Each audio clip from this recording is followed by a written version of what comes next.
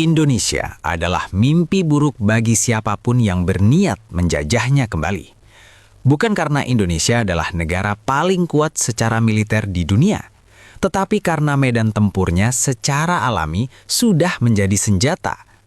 Bayangkan sebuah negara yang terdiri dari lebih dari 17.000 pulau, dipisahkan oleh laut luas, arus deras, selat sempit, dan cuaca yang tak bisa diprediksi.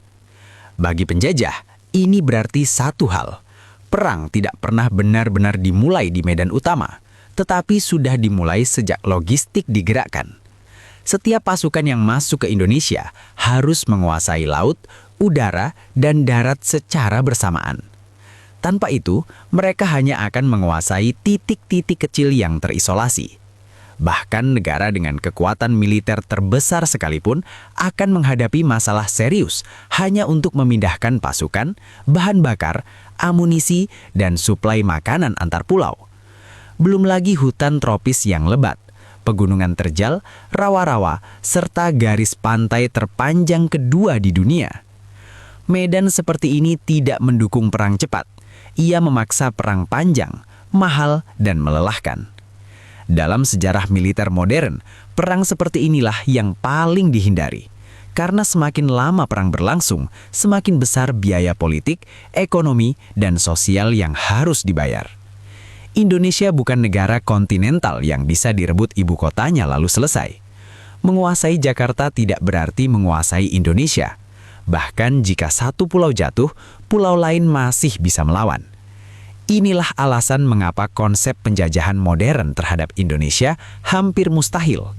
Penjajah tidak hanya melawan tentara, tetapi juga jarak, alam, cuaca, dan waktu. Dan dalam perang modern, waktu adalah musuh paling mematikan.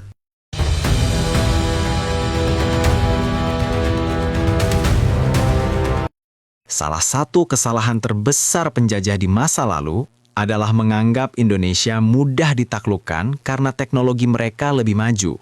Kenyataannya, Indonesia tidak pernah benar-benar tunduk. Perlawanan terjadi di mana-mana, dalam berbagai bentuk, dari perang terbuka hingga gerilya senyap. Mentalitas ini tidak hilang, justru diwariskan. Penjajahan bukan sekadar bab sejarah di buku pelajaran, tetapi trauma kolektif yang membentuk karakter bangsa. Itulah sebabnya narasi dijajah kembali langsung memicu reaksi emosional yang kuat. Berbeda dengan negara yang tidak pernah mengalami penjajahan panjang, Indonesia memiliki refleks perlawanan yang sangat dalam. Dalam skenario perang modern, faktor mental ini sangat krusial. Banyak perang besar tidak dimenangkan oleh senjata tercanggih, tetapi oleh daya tahan psikologis. Indonesia memiliki pengalaman panjang dalam perang asimetris, di mana kekuatan yang secara teknologi lebih lemah mampu bertahan, bahkan menang dengan strategi, kesabaran, dan dukungan rakyat. Penjajah modern akan menghadapi populasi besar yang secara historis alergi terhadap dominasi asing. Ini berarti setiap langkah agresi akan memicu perlawanan, bukan hanya dari militer, tetapi juga dari masyarakat. Dalam perang modern, stabilitas wilayah belakang sama pentingnya dengan kemenangan di garis depan. Tanpa dukungan rakyat, pasukan pendudukan akan terkuras habis hanya untuk menjaga keamanan internal. Dan Indonesia adalah negara dengan populasi besar, wilayah luas, serta identitas nasional yang kuat. Kombinasi ini menjadikan penjajahan sebagai proyek bunuh diri jangka panjang bagi siapapun yang mencoba. Indonesia tidak membangun pertahanannya dengan logika perang konvensional murni. Doktrin pertahanan rakyat semesta adalah kunci yang sering diremehkan oleh pengamat luar. Konsep ini sederhana, namun menakutkan. Jika perang terjadi, maka seluruh wilayah dan rakyat menjadi bagian dari pertahanan. TNI bukan satu-satunya aktor, melainkan inti dari jaringan perlawanan nasional.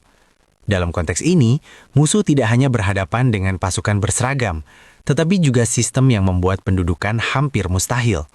Infrastruktur sipil, jalur logistik, dan wilayah pedalaman menjadi ruang manuver pertahanan. Ini bukan berarti perang rakyat tanpa arah, melainkan perang berlapis yang dirancang untuk menguras lawan secara perlahan. Penjajah modern biasanya mengandalkan keunggulan teknologi untuk perang cepat dan presisi.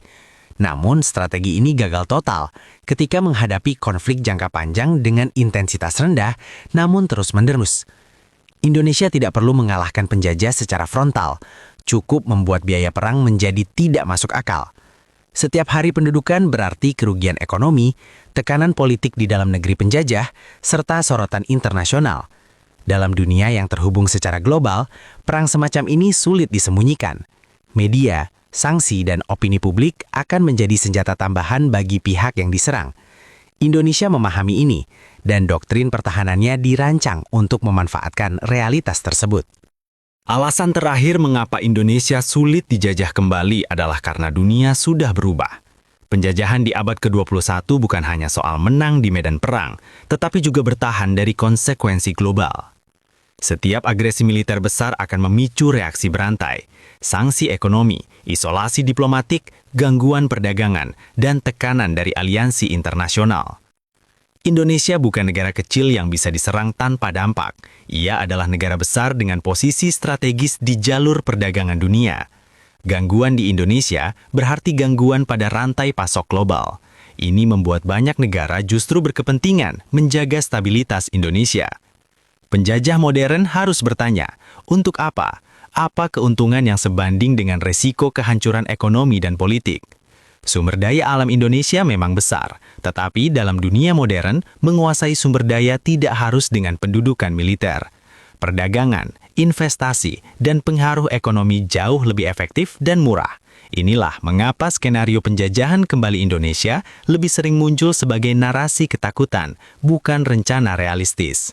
Indonesia tidak kebal terhadap ancaman, tetapi dunia hari ini membuat penjajahan menjadi opsi terburuk bagi siapapun. Bukan karena Indonesia sempurna, melainkan karena biaya menyerangnya terlalu mahal. Dan dalam perang modern, biaya adalah segalanya. Meski Indonesia sulit dijajah kembali secara militer terbuka, ancaman nyata di era modern justru datang dalam bentuk yang jauh lebih halus dan berbahaya. Perang hari ini tidak selalu diawali dengan tank dan pesawat tempur, tetapi dengan pengaruh, disinformasi, tekanan ekonomi, dan konflik kepentingan. Negara besar tidak lagi perlu mendaratkan pasukan untuk melemahkan suatu bangsa. Cukup memecah konsensus nasional, mengganggu stabilitas internal, dan menciptakan ketergantungan strategis. Indonesia dengan posisi geopolitiknya yang sangat penting menjadi sasaran berbagai kepentingan global. Inilah medan perang baru yang sering luput dari perhatian publik. Ketika sebuah negara terpecah secara internal, kekuatan militernya menjadi tidak relevan. Sejarah menunjukkan bahwa banyak negara runtuh bukan karena kalah perang, tetapi karena gagal menjaga persatuan. Indonesia memahami pelajaran ini, dan itulah sebabnya konsep pertahanan nasional tidak lagi hanya berbicara soal senjata, tetapi juga ketahanan ekonomi, pangan, energi, dan informasi. Ancaman terbesar bukan invasi langsung, melainkan perlahan kehilangan kedaulatan dalam pengambilan keputusan. Disinilah pentingnya kesadaran nasional. Indonesia sulit dijajah kembali bukan hanya karena alam dan militernya, tetapi karena kemampuannya bertahan sebagai satu kesatuan. Selama negara ini mampu menjaga stabilitas internal, memperkuat institusi, dan tidak terjebak dalam konflik buatan, maka skenario penjajahan hanya akan menjadi wacana. Perang masa depan adalah perang tanpa deklarasi, dan pemenangnya bukan yang paling kuat secara militer, tetapi yang paling tahan terhadap tekanan jangka panjang. Indonesia masih punya tantangan besar, tetapi selama kesadaran ini terjaga, menjajah Indonesia kembali akan tetap menjadi mimpi buruk bagi siapapun yang mencoba.